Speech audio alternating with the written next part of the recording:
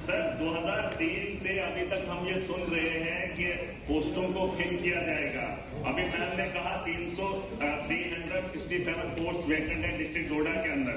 जवाब में आता है कि इस बार 594 पोस्टों के बारे में सोचा जा रहा है ऑल ओवर चेन के। सर आप मुझे बता दीजिए 367 मेरे डिस्ट्रिक्ट में खाली है, तो 594 से क्या ही होगा। सर हमारे जो हायर सेकेंडरीज है फार फ्लंग एरियाज में है, कई किलोमीटर चलने के बाद हायर सेकेंडरी तक पहुंचा जाता है, और वहां पर अगर बच्चे को तालीम बेहतर नहीं होगी, सीआरसी से सर काम नहीं चलेगा। हायर कर सकते हैं, हमारे पास वेल क्वालिफाइड एक तबका है। मैं चाहता हूं एमजी नरेगा में ही अगर उन लोगों को वही काम दिया जाए, अगर सरकार के पास पॉलिसी नहीं है उनको वही काम दिया जाए जो उस काम के लिए बना है।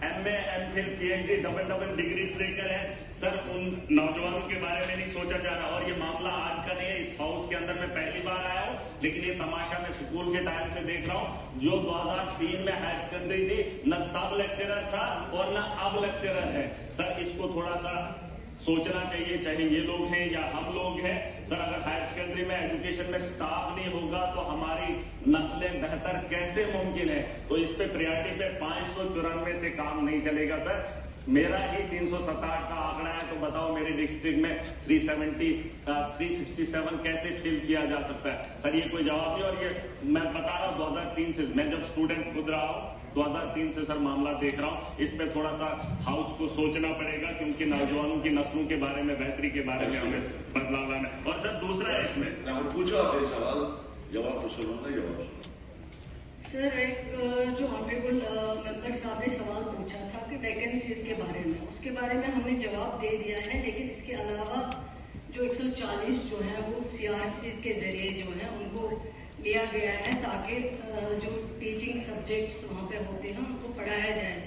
उसके बावजूद जो है डिपार्टमेंटल प्रमोशन के जरिए भी जो है उसमें भी लेक्चरर्स जो है 10+2 की डेफिशिएंसी जो है उसको पूरा किया जा सकता है।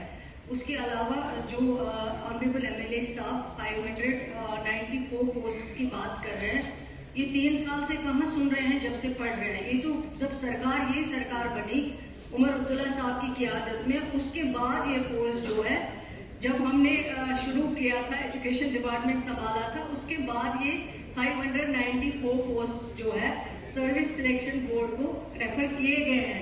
तो ये कह रहे हैं 3 साल से मैं यही सुन रहा। अगर ये डेट भी देखें जब ये ऑर्डर इशू किया गया, जब उन पोस्ट को रेफर किया गया है, वो बखूबी इनके पास होगा।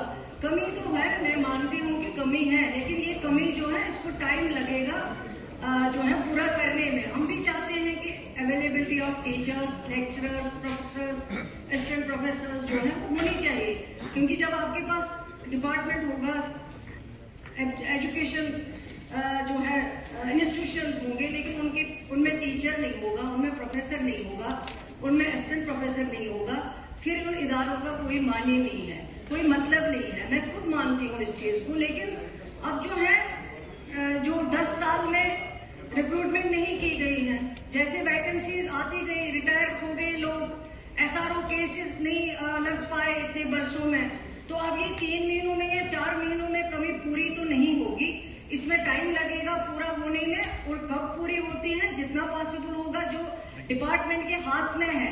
अवेलेबिलिटी ऑफ फंड्स को भी देखना है, जो डिपार्टमेंट कर सकता है, जो डिपार्टमेंट के हाथ में है वो करेंगे। लेकिन थोड़ा सा इनको भी पेशेंस रखना पड़ेगा कि रातों रात ये सिस्टम जो है उसको ठीक नहीं कर सकते। दूसरा क्वेश्चन था, मैम ने कहा कि प्रमोट करेंगे, लेक्चरर बनाएंगे। सर वो जो नीचे वाला तबका होगा फिर हाई स्कूल का, तो वहां खाली रह जाएगी, तो वो पोस्टें फिल नहीं कर पाएंगे। उसके लिए मैंने दूसरा सवाल इनको पूछा था कि जो कंट्रेक्चुअल बेसिस पे हमारे लेक्चरर्स पिछले 10 साल से 15 साल से छोटे से अमाउंट में काम कर रहे हैं, मैं चाहता हूँ सरकार का ध्यान रहे, उसी तर्ज पे जो है अगर और पोस्टें निकाली जाए और टाइम टू टाइम उन्हें जो है 10, 15, 20, 25 हजार में जो एक लेक्चरर हमारा काम कर रहा है, क्योंकि उसके पास कोई काम ही नहीं है, वो अगर हमारे बच्चों को पढ़ा रहा है, तो मुझे नहीं लगता कि सरकार के पास इतना बड़ा बोझ पड़ जाएगा कि वो लोगों को जो है वहां पे अपॉइंट नहीं किया जाएगा। सर उसमें क्या है कि वो जो वहां पर जब मतलब सेशन आता है तो सेशन से पहले ही उनको जो है निकाल देते हैं। वो भी सर पढ़ा लिखा तबका है, उनके बारे में सोचना चाहिए। कंटिन्यू रख लीजिए ना, 20-25 हजार में आपको लेक्चरर मिल रहा है सर, इतना सस्ता देश के अंदर क्या दुनिया के अंदर कहीं पे भी नहीं है कॉन्ट्रेक्चुअल लेक्चरर जो हमारा यहाँ जम्मू कश्मीर के अंदर। मैं चाहता हूँ मैडम साहिबा को ये बताना चाहूंगा कि उनको जो है कंटिन्यू रखा जाए, ताकि 15-15 साल से वो सर्व कर रहे हैं, वो पढ़ा रहे हैं हमारे बच्चों को सर, उनको होती है वहाँ एडवर्टाइजमेंट निकाला जाता है जिस सब्जेक्ट के लिए जरूरत हो, और एडवर्टाइज जब आते हैं उसमें फॉर्म आ जाते हैं, जो भी उसके लिए क्वालिफाई करता होगा वो फॉर्म वहाँ पे भरते हैं। फॉर्म भरने के बाद जो भी वहाँ पे कमेटी होती है, सिलेक्शन कमेटी, उनको जो भी लगता है उस एडवर्टाइजमेंट के दौरान उनको लिया जाता है उसमें। लेकिन अब 15 साल या 8 साल या 1 साल के लिए जो वहाँ डिसाइड करते हैं कि कितनी देर में इनको रखना है, और जब री एडवर्टाइज हो जाता है, जो टाइम दिया जाता है इसमें, जब री एडवर्टाइजमेंट